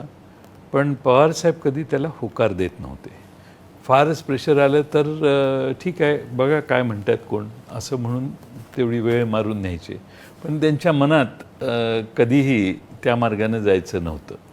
आणि त्यामुळं ही जी घटना घडलेली आहे ती अचानक आहे, पवारसाहेबांना माहिती नसतानाची आहे. पहिल्यांदा ज्यावेळी झालं त्यावेळी 8-9 आमदार इकडं तिकडं झाले. दुसऱ्यांदा पक्षाच्या अध्यक्षपदाला चेंज करायचं आहे अशा भावनेनं मिटिंग बोलवलेली आहे अशी बहुतेक धारणा बहुतेक आमदारांची झाली आणि सगळे आमदार गेले. मलाही अनेकांनी फोन केला, त्यावेळी मी सांगितलं नाही जावा तुम्ही. एक 7-8 जण त्यातले 2-3 मंत्रीच झालेले आहेत. मला विचारलं त्यांनी आम्ही जाऊ का, तर मी म्हटलं नाही जावा तुम्ही, त्यांनी बोलवले तुम्हाला तर तुम्ही जावा. कारण असं आहे की पक्षात फूट पडू नये ही माझं सुरुवातीपासून आजही तेच माझं मत होतं की होता कामा नये.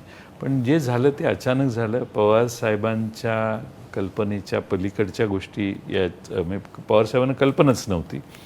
आणि आज जर पवारसाहेबांनी स्क्रिप्ट केलेली असेल तयार, तर मग आज पवारसाहेब निवडणूक आयोगाच्या कार्यालयात 3-3 तास हिअरिंगला स्वतः एकटे जाऊन बसतात.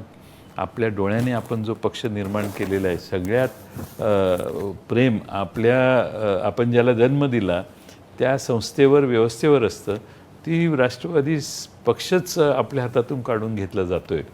हे आज दिल्लीत जाऊन ते उघड्या डोळ्याने बघतायत. आपण देश बघतोय. पवारसाहेबांच्या हयातीत 25 वर्ष कष्ट राबून त्यांनी जो पक्ष उभा केला, माणसं मिळवली, माणसं जोडली, तो पक्ष त्यांच्या डोळ्यादेखत त्यांच्याकडून हिसकावून नेण्याचं काम काही जण करतायत. आणि निवडणूक आयोग माहीत नाही आता त्याच्यात सहभागी होणार आहे की नाही. आणि तर स्क्रिप्टेड असतं तर कदाचित या स्टेजला गेलंच नसतं. त्यामुळं पवारसाहेबांच्या जिव्हारी हे लागलेलं आहे की त्यांचा पक्ष त्यांच्याकडून जातो आहे. आणि म्हणून स्वतः दिल्लीला आज पण आता चालू आहे ही सुनावणी आणि यापूर्वीच्या सगळ्या तारखांना पवारसाहेब जाऊन बसले स्वतः. मीन्स पवारसाहेब जाऊन बसतात कारण वकिलांची अशी चर्चा तेच करतात. आम्हाला त्या केसमधले आम्ही तिकडं तेच स्वतः हँडल करतात ते पूर्ण. आणि त्यांनी पूर्ण लक्ष घालून तो पक्ष आपला वाचला पाहिजे याचा त्यांचा प्रयत्न आहे. हे स्क्रिप्टेड असतं तर या स्तराला गोष्टी गेल्या नसत्या. आणि पवारसाहेबांना निवडणूक आयोगाच्या दारात जायला लावणं हे मला वाटत नाही कुणाला अभिप्रेत होतं. पण आज पवारसाहेबांना निवडणूक आयोगाच्या दारात दुर्दैवाने जावं लागतं.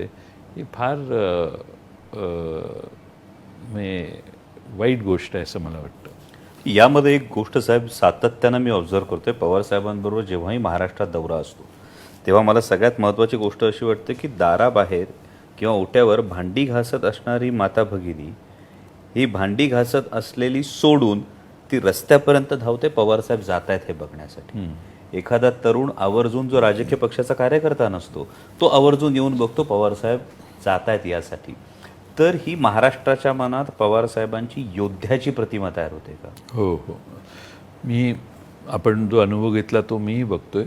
प्रचंड मोठ्या प्रमाणात महाराष्ट्रातला तरुण वर्ग, महिला वर्ग हा पवारसाहेबांचे कुठेही गेले की सगळी कामं सोडून पवारसाहेबांना भेटायला जातो, त्यांचं समर्थन करायला जातो. आणि या वयात हा नेता लढतोय आणि महाराष्ट्राची भूमिकाच कायम राहिली आहे, दिल्ली पुढं मान तुकवायची नाही. त्यामुळे महाराष्ट्राचा हा नेता महाराष्ट्राचा स्वाभिमान टिकवण्यासाठी, मराठी माणसाने तयार केलेल्या पक्ष वाचवण्यासाठी आणि चुकीच्या गोष्टींच्या विरोधात उभं राहण्याचं काम करतोय. म्हणून महाराष्ट्रात प्रचंड मोठ्या प्रमाणात त्यांची आज क्रेज आहे.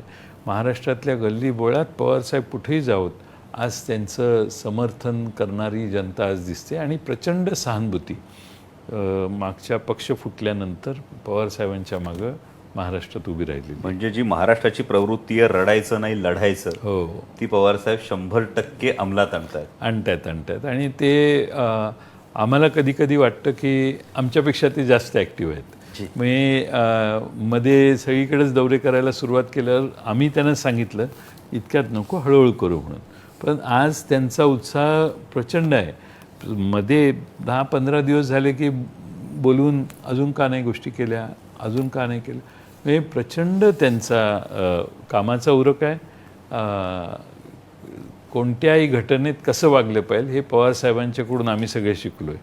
त्यामुळं पवारसाहेबांचं ही बाजू जी आहे ती महाराष्ट्रातल्या जनतेला भावणारी आहे. आणि म्हणून महाराष्ट्रात खेड्यात जावा, शहरात जावा, कुठेही जावा, गडचिरोलीला गेलं तरी पवारसाहेबांना बघायला आणि त्यांच्या पाठीमागे समर्थन द्यायला लोक आहेत.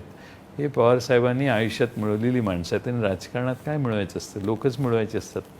ती सगळ्यात मोठी बँक लोकांची महाराष्ट्रात कुणाकडे असेल तर ती शरद पवार साहेबांच्याकडे आहे. आता हे करताना साहेब पुन्हा एक अगदी वैयक्तिक प्रश्न आहे की तुम्ही सुरुवातीला सांगितलं 99 साली जेव्हा मंत्रिपदाची धुरा तुमच्या खांद्यावर दिली तर तुमच्या साथीनं त्यावेळी अनेक तुमच्या तरुण सहकाऱ्यांना पवारसाहेबांनी अत्यंत विश्वासानं मंत्री केलं. त्यातले काही सहकारी आता आपली साथ सोडून त्यांनी वेगळा निर्णय घेतला आहे आणि काही जाहीर सभांमधून हीच माणसं पवारसाहेबांवर टीका करताना दिसतात. जर तुम्ही सुरुवातीपासून सोबत प्रवास सुरू केलाय तर त्यातल्या अनेकांचे तुमचे आजही मैत्रीचे संबंध असतील. यानंतर कधी संपर्क होतो का? कधी फोन करून तुम्हाला त्या सहकाऱ्यांना, जुन्या सहकाऱ्यांना कधी तुम्ही सांगितलं का की हे करताय हे योग्य नाही किंवा हे मला पटत नाही? हे याच्यात असं आहे की हे ज्यावेळी स्प्लिट होत होती त्यावेळी स्प्लिट झाल्यानंतर महिनाभर याच्यात मार्ग काढावा म्हणून मी स्वतः प्रयत्न करत होतो. पवारसाहेबांच्या संमतीने, पवारसाहेबांना माहीत होतं मी प्रयत्न करत होतो. मी दोन्ही बाजूला भेटत होतो आणि त्यावेळी अशा सगळ्या गोष्टी चर्चा हे होऊ नये, घडू नये यासाठी मी पक्षाचा अध्यक्ष आहे, माझी जबाबदारी आहे. त्यामुळं मी याचे पूर्ण प्रयत्न केले. आता शेवटी ते दुर्दैवाने घडू शकलं नाही.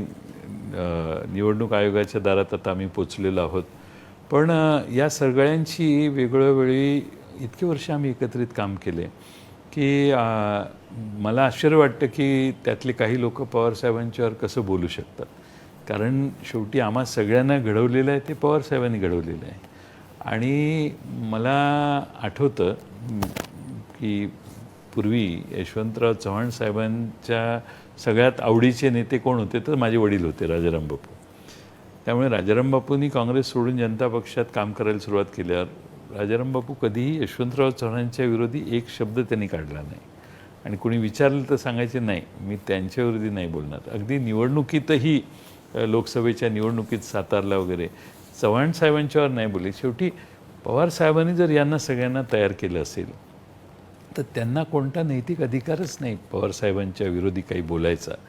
आणि पवारसाहेबांच्या नेतृत्वाची फळं ही राष्ट्रवादीची 25 वर्ष आणि त्याच्या आधीची जवळपास 8, 9, 10 वर्ष म्हणजे 30-35 वर्ष तुम्ही पवारसाहेबांच्या नेतृत्वाखाली काम केलं आणि तुम्ही अचानक तुमची भूमिका लोकांना सिद्ध करण्यासाठी चुकीची भूमिका पवारसाहेबांच्यावर टीका करतात. लोक मान्य नाही करणार. लोक शेवटी असं आहे की सत्ता, संपत्ती ह्या सगळ्या गोष्टींच्या पेक्षा एक मोराल फार महत्त्वाचं असतं आणि ते मोराल जर गमावलं तर बाकीच्या ह्या सगळ्या गोष्टींचा फार उपयोग होतो असं मला वाटत नाही. ते मोराल फार महत्त्वाचं आहे आणि मोरॅलिटी असेल तर आपण काहीही पुन्हा निर्माण करू शकतो. त्यामुळे शरद पवार साहेबांनी ते कधी डिस्ट्रॉय होऊन दिलं नाही. आता पवार साहेबांच्यावर टीका करणारे, माझा तर आता काही संबंध फारसा कोणाशी येत नाही, कधी क्वचित कामही काही आता शेवटी विरोधी पक्षातलीच आमची भूमिका आहे, पण कधी कधी काम निघालंच तर देवेंद्र फडणवीसांना फोन केला तर ते फोन रिसीव्ह करतात आणि बोलतात माझ्याशी. पण इकडचे जी आमची लोक आहेत त्यातल्या काही मंत्र्यांना काम असेल, अजून काही निघालंच नाही, पण 1-2 मंत्र्यांशी मी अलीकडच्या काळात बोललो. आमच्या भागातल्या काही प्रश्न होते त्या संबंधात, पाण्याच्या प्रश्नाच्या संदर्भात वगैरे. पण मनात असं राहून राहून वाटतं की या सगळ्यांना पवारसाहेबांनी तयार केलं किंवा पवारसाहेबांच्या नेतृत्वाची फळं यांनी चाखली. त्यांनी पवारसाहेबांच्यावर नैतिकदृष्ट्या बोलायचा त्यांना कुठला अधिकार नाही. तुम्हाला कितीही राग येऊ, पण शेवटी बाप तो बापच असतो. तुमचाच मी डायलॉग ऐकलेला आहे, बाप तो बापच असतो. आणि वडिलांच्या विरोधी मुलगा बोलतो, मागच्या जनरेशनच्या विरोधात पुढची जनरेशन बोलते, त्यावेळी लोक त्या जनरेशनची माप काढतात आणि लक्षात येतं त्यांना की कोण काय आहे. तर तुम्ही म्हणालात की तुम्ही या 2 गटांमध्ये समन्वय साधावा यासाठी खूप प्रयत्न केला त्यावेळी. पण मीडियामध्ये सातत्यानं या बातम्या येत होत्या की जयंत पाटील साहेब आणि अजितदादा यांच्यामध्ये सुप्त संघर्ष आहे. तर हा पुन्हा एक थेट प्रश्न, अजितदादा आणि तुमचे संबंध कसे आहेत? खरं सांगू का, आणि 1990 साली मी विधानसभेत आलो. त्यावेळी ते लोकसभेत होते, नंतर ते 1 वर्ष 1.5 वर्षाने विधानसभेत आले, पवारसाहेब दिल्लीला गेले, अशा काही गोष्टी झाल्या. माझा कधी त्यांच्याशी संघर्ष असा झाला नाही किंवा क्रॉस करण्याचा विषय झाला नाही. उलट RR पाटलांच्या बरोबर आम्ही ज्यावेळी बसायचो त्यावेळी माझं आणि अजितदादांचं एकमत असायचं RR पाटलांच्या बरोबर चर्चा करताना. त्यामुळे असे अनेक प्रसंग आहेत की मंत्रिमंडळातही अनेक असे विषय आहेत की आमची बऱ्याच वेळेला एकमत व्हायचं. म्हणजे मतभेदाचा प्रश्नच कधी आला नाही किंवा मी त्यांच्याशी स्पर्धा करण्याचा प्रश्न आला नाही, कारण ते पवारसाहेबांच्या घरातलेच होते. पण स्पर्धा करण्याची मनातही माझ्या कधी इच्छा आली नाही आणि मला जी जबाबदारी दिली ती मी व्यवस्थित पार पडली. त्यामुळं मला अगदी म्हणजे पक्षाचा अध्यक्ष करतानाही पवारसाहेबांना मी म्हटलं की त्यांना विचारा, त्यांची मान्यता असेल तर मी अध्यक्ष होतो, नाही तर मी होणार नाही म्हटलं. कारण शेवटी ते पक्षातले एक प्रमुख नेते होते. तर पवारसाहेबांनी मला सांगितलं हो माझं बोलणं झालेलं आहे आणि मी म्हटलं त्यांना इच्छा नसेल तर मला नका करू, दुसरं कुणालाही करा, माझं काहीही प्रॉब्लेम नाही. तरी मला पवारसाहेबांनी मला सांगितलं माझं सगळ्यांचं एकमत झालं आहे आणि तुम्हाला करायचं. त्यामुळे 18 साली मला वाटतं काहीतरी मी अध्यक्ष झालो. त्यानंतर मी पक्ष आता 2014 साली निवडणूक झाली. म्हणजे अजितदादाच राज्याचे उपमुख्यमंत्री होते मला आठवतं आणि पृथ्वीराज चव्हाण मुख्यमंत्री. त्यावेळी जी निवडणूक झाली त्यावेळी आम्ही सगळ्यात लोएस्ट आमदार आमच्या पक्षाचे आले, 40-41 काही आमदार आमचे आले, काँग्रेसचे तेवढेच आले आणि भाजप शिवसेना मोठ्या प्रमाणात महाराष्ट्रात निवडून आली. आणि त्यावेळी अजितदादा उपमुख्यमंत्री होते, आमच्या पक्षाचे ते नेते होते. त्यानंतर 18 साली माझ्यावर जबाबदारी टाकली. त्यावेळी पूर्ण फुल फ्लेज्ड भारतीय जनता पक्ष स्पीडनं प्रभावीपणानं महाराष्ट्रात काम करत होती आणि त्यावेळी मी ही जबाबदारी स्वीकारली ज्यावेळी कोणी अध्यक्ष होत नव्हतं त्यावेळी. आणि मी व्हायची माझी इच्छाही नव्हती त्यावेळी, पण मला साहेबांनी आदेश दिल्यावर मी झालो. ती निवड झाली माझी, पुण्यात सभा झाली, सगळ्यांच्या एकत मतदान झालं आणि माझी निवड झाली. त्यानंतर विधानसभा आल्या, त्यावेळी मी आणि अजित पवारांनी बसून तिकीटं ठरवली. थोडं सर्वेक्षण केल्यानंतर जे मी त्यांच्यासमोर ठेवायचो त्याला ते कधी नकार दिला नाही. मी त्यांच्यातही मी हे ॲडमिट केलं पाहिजे की जे योग्य आहे ते करायला त्यांनी कधी नकार दिला नाही. आणि त्यांचं आणि माझं ट्युनिंग फार व्यवस्थित होतं. म्हणजे त्यांना मी सांगितलं हे नाही करायचं आणि मी सांगायचो त्यांना मी हे करता येणार नाही, तर ते ठीक आहे. कधी कधी चिडायचे माझ्यावर, तुम्ही काय सांगतो मी, तुम्ही काहीच कळत नाही वगैरे, त्यांची ती पद्धत आहे. पण तरी मला माहिती होतं की जे खरं आहे ते सांगितलं तर त्यांना कालांतरानं लक्षात येतं. म्हणून मी कधी काही गोष्टी त्यांच्यावरून दडून, आणि मी पवारसाहेबांच्यावरही असेल अजितदादांच्यावर असेल काही गोष्टी दडवण्याचा उद्योग नाही केला.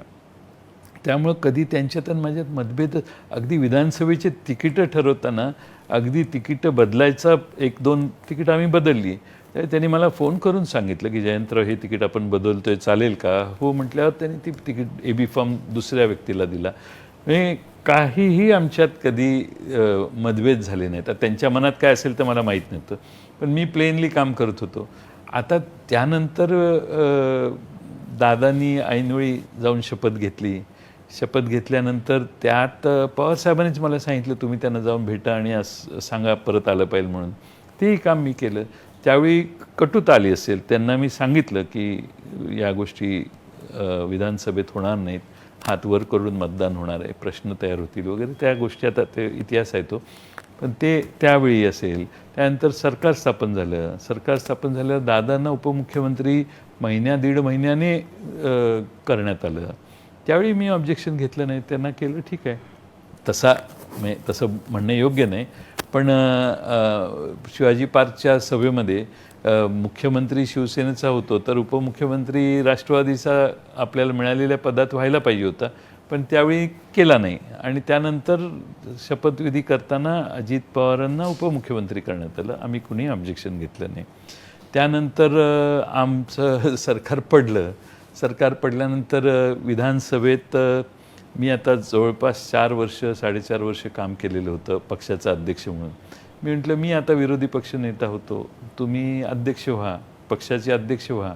त्यावेळी त्यांनी नाही म्हटलं मला विरोधी पक्षनेताच व्हायचं आहे म्हणून. त्यावेळी आम्ही ते मान्य केलं त्यांचं. ते म्हणजे त्यांचं म्हणणं पवारसाहेबांनी कधी डावललं असं मला आठवत नाही. आणि त्यांनी आग्रह केला तर मी माघार घेत आलेलो आहे, कारण ठीक आहे त्यांना व्हायचं तर त्यांनी व्हावं. त्यामुळे त्यावेळी भुजबळ साहेबांच्या आणि हसन मुश्रीफ साहेबांच्या समोर आमच्या चौघांची मिटिंग झाली. त्यावेळी भुजबळ साहेबांनी सांगितलं जयंत आता तू थांब, तू पक्षाचं काम बघ आणि अजितदादाला सरकारचं काम बघू दे. एवढं अंडरस्टँडिंग झालं. त्यांनी समजावून सांगितलं ठीक आहे म्हटलं. त्यामुळे काही म्हणजे ठीक आहे, मागणी करणे हा काही गुन्हा असेल तर मग मी दोषी आहे, पण मला त्यावेळी विरोधी पक्षनेता व्हायची इच्छा होती. त्या नाही करता आली. नाही करता आल्यावर मी माझ्या पक्षाचं काम चालू केलं. त्यामुळे मतभेद असा कुठं झालाच नाही, कळलं का? आणि त्यांना जे जे पाहिजे होतं ते सरकारमध्ये असो पवारसाहेबांनी असो प्रत्येक वेळेला त्यांना देण्याचं काम पवारसाहेबांनी केलं असावं असं मला वाटतं. माझ्यासमोरच्या ह्या घटना मी तुम्हाला सांगितल्या. त्यामुळं ते 4 वेळा राज्याचे उपमुख्यमंत्री झाले. त्यावेळी पवारसाहेबांच्या कन्सेंटनंच झाले ना. त्यामुळं माझे आणि त्यांचे कधी मतभेद नाहीत. माझे व्यक्तिगत संबंध फार चांगले आहेत आणि आता अलीकडे भेटच होत नाही, त्यामुळं संबंध कसे आहेत ते तपासले गेलेले नाहीत सध्या. पण भविष्यात काय असणार? म्हणजे आता तुम्ही म्हणालात की अनेकदा तुम्ही एक पाऊल मागे घेतलंय, तुम्ही म्हणालात की तुमच्यात त्यांच्यात मतभेद कधीही नव्हते, पण आत्ताच्या ज्या राजकीय भूमिका पाहतो आहोत हे करताना येणाऱ्या भविष्य काळामध्ये लोकसभेच्या निवडणुका असतील, विधानसभेच्या निवडणुका असतील, तेव्हा दोघे 2 विरोधी बाजूंना उभे राहाल, त्यावेळी भूमिका काय असेल? आता असं आहे की आमच्या पक्षातल्या काही लोकांनी त्यांच्यावर जाऊन मार्ग वेगळा घेतलेला आहे. आता मार्गच बदलले, ते वेगळ्या मार्गाने गेले, आम्ही वेगळ्या मार्गावर आहोत. आम्ही मार्ग बदललेला नाही, पण त्यांनी मार्ग बदलण्याचं बदलला. आता फारकतच झाली ना. आता काही पुढं जे रोल आपल्या नशिबात असेल तो प्ले करावाच लागेल. शेवटी यात सगळ्यात महत्त्वाचं म्हणजे लोक, महाराष्ट्रातली जनता. महाराष्ट्रातल्या जनतेच्या विरोधात जाऊन, त्यांची मानसिकतेच्या विरोधात जाऊन काही करणं हे ॲप्रोप्रिएट नाही होणार, बरं दिसणार नाही. आणि शेवटी लोक काय म्हणतील याचा विचार कायम करायचा असतो. त्यांनी त्यांचा मार्ग अनुसरलेला आहे. त्यांचे माझे व्यक्तिगत चांगले संबंध आम्ही ज्यावेळी एकत्रित काम करत होतो त्यावेळी होते. आज दुर्दैवाने त्यांनी फारकत घेतलेली आहे आणि त्यामुळे त्यांचा मार्ग आज वेगळा झालेला आहे, आमचा मार्ग वेगळा झालेला आहे. पण जेव्हा राजकीय संघर्षाची वेळ येईल तेव्हा तो संघर्ष त्याच ईर्षेने, त्याच अटीतटीने होणार.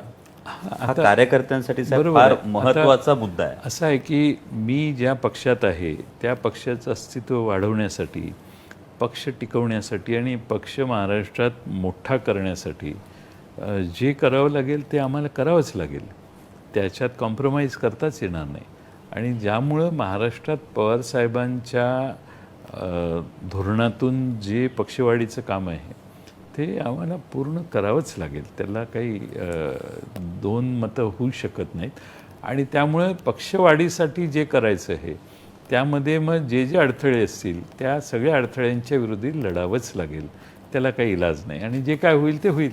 मला वाटतं हे उत्तर खूप कार्यकर्त्यांसाठी दिलासादायक आहे, कारण अनेकांच्या मनात कर्तव्य आणि ऋणानुबंध किंवा कर्तव्य आणि नातेसंबंध याच्यामध्ये कशाला झुकतं माप द्यायचं हा एक संभ्रम असतो. तुम्ही ते थेट कार्यकर्त्यांना सांगितलं की आपल्याला कर्तव्याच्या बाजूने उभं राहावं लागेल आणि त्या दिशेनं पुढं चालावं लागेल. खरं म्हणजे काय आहे की ऋणानुबंध हे खाजगी जीवनात असू शकतात, पण कर्तव्य सार्वजनिक जीवनात कधीही कर्तव्यापासून ढळायचं नसतं. त्यामुळं सार्वजनिक जीवनात आपण लोकांना बांधील आहोत. त्यामुळे आपल्याबरोबर जी लोक आहेत त्यांना जे अभिप्रेत आहे त्याच्यापेक्षा फार वेगळ्या गोष्टी करणं हे थोडंसं अडचणीचं होतं. आमचा मार्ग खडतर आहे, आमचा मार्ग अडचणीचा आहे, आमचा मार्ग विरोधी पक्षाचा आहे हे आम्हाला दिसतंय. बघू काय होते पुढे. धन्यवाद साहेब. टू द पॉइंट या पॉडकास्टच्या प्रत्येक प्रश्नाला तुम्ही अगदी मुद्देसूद आणि अगदी महाराष्ट्रवादी असं उत्तर दिलंय, त्याबद्दल मनापासून धन्यवाद. पण राष्ट्रवादी काँग्रेस प्रस्तुत टू द पॉइंट पॉडकास्ट मधली ही मुद्देसूद चर्चा इथंच संपलेली नाहीये. पुढच्या भागात सुद्धा आपण माननीय प्रदेशाध्यक्ष, माजी मंत्री आमदार जयंतरावजी पाटील साहेब यांच्यासोबत संवाद साधणार आहोत. तुमच्या मनातले अनेक प्रश्न, अनेक राजकीय घडामोडींविषयी जाणून घेणार आहोत. So stay tune with to the point podcast. Correct चर्चा, विचारवादी मोर्चा.